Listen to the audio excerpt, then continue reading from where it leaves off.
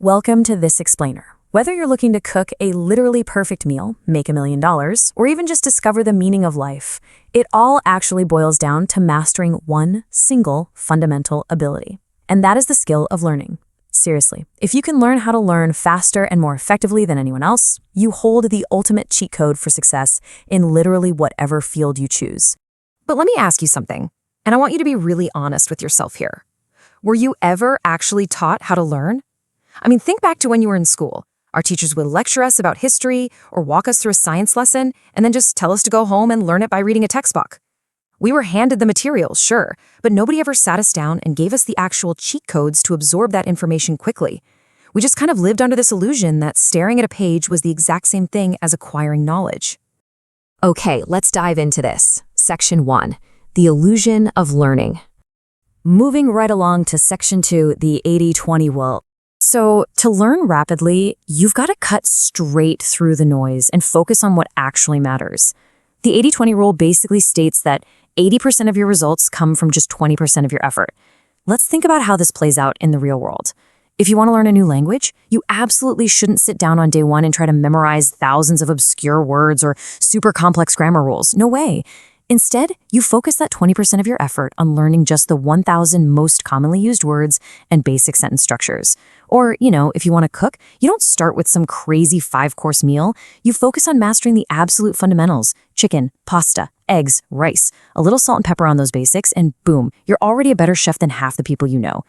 Focusing on that foundational 20% gets you better way faster than everyone else who gets totally bogged down in the minor details. Section 3. The necessity of failure. Once you've figured out that 20% you need to practice, you have to mentally prepare yourself for the process. And here's the kicker. You actually do not learn from succeeding. I know, that sounds incredibly ironic. We want to succeed, right? But let's think about this logically for a second. Imagine your goal is to figure out how to go viral on social media. If on day one, every single post you put out just magically gets 1 million likes, what did you actually learn about the algorithm, or audience retention, or thumbnail design? Literally nothing. There's zero data to gather. It's the same if you want to learn how to shoot a basketball. Never missing a shot feels amazing, for sure, but it teaches you absolutely nothing about your form. You have to miss a shot first so you can actually gather data on what went wrong. And that brings us to the 4 stages of the learning cycle. It literally requires failure to even begin. Step 1, experience that failure. Just miss the shot, ruin the chicken.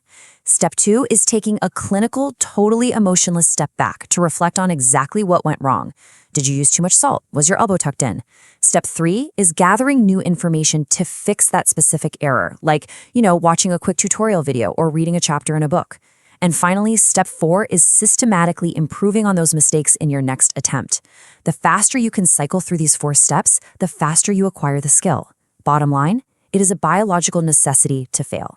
Which leads us to Section 4, the active recall mechanism. Now, when you're tackling a cognitive task, like studying for an exam or learning a language instead of a physical skill, there is a specific cheat code for rebuilding your mastery. It's called active recall. Scientifically, this is the process of closing your source material, reciting the information out loud as if you're teaching it to someone else, and instantly finding your knowledge gaps so you can review them. Let's ground this with an example. Say you're studying for a massive exam on World War II. Instead of just passively reading your textbook for hours, I want you to read a section, literally close the book, and try to explain what happened out loud. Pretend you're the teacher. I guarantee you're going to hit a roadblock almost immediately. You'll forget a date or a key general's name, but that roadblock is an instant failure. You just jot that gap down, open the book back up, and fill it. Forcing yourself to fail instantly every couple of minutes like this massively accelerates your cognitive retention compared to just passively staring at a page. Section 5, slow down to speed up. Okay, this is a fun paradox. To learn more quickly, you actually need to learn more slowly. Because your brain is a muscle, it has a strictly limited daily capacity for new information. Now, what's really interesting about this math is how stark the difference is. Think about the overarching goal of learning to cook. Cooking isn't just one singular skill, right? It's a bunch of sub-skills: knife work, seasoning, making sauces, boiling, grilling. If you try to learn all 5 of those at once in a single session, your brain gets totally fatigued and you'll walk away maybe 1% better at each one. But if you radically slow down and focus on just one single sub-skill, let's say you isolate and just focus on grilling a single piece of chicken, you'll likely see a massive 20% improvement in that one specific area. By isolating your focus, you've actually just learned the overall skill of cooking 4 times faster than if you spread your energy thin. And this paradox of pace applies to absolutely everything. If you're learning chess, master just one single opening before jumping into complex grandmaster strategies. Want to be a better public speaker? Isolate and work on just pausing for clarity before you even worry about throwing in fancy, impressive vocabulary. Or, like we said in cooking, literally just grill one piece of chicken perfectly. Building one micro habit at a time allows you to improve exponentially faster than the 99% of people out there who stubbornly try to do everything all at once and honestly end up mastering nothing. Section 6. Mindset and Obsession. So, we're at the climax here. The source material highlights a psychological transformation that's absolutely critical for true mastery. You need to take this belief to almost a delusional level. Failure isn't even an option. To truly learn anything, you need a growth mindset. You have to genuinely believe that no matter where your starting line is, you can improve if you put the work in. And honestly, you absolutely have the right to this delusional level of confidence. Just think about it. You've already done this. You successfully learned to walk, to talk, to read and write from absolute scratch. You weren't born knowing how to do any of those incredibly complex things, but you figured them out.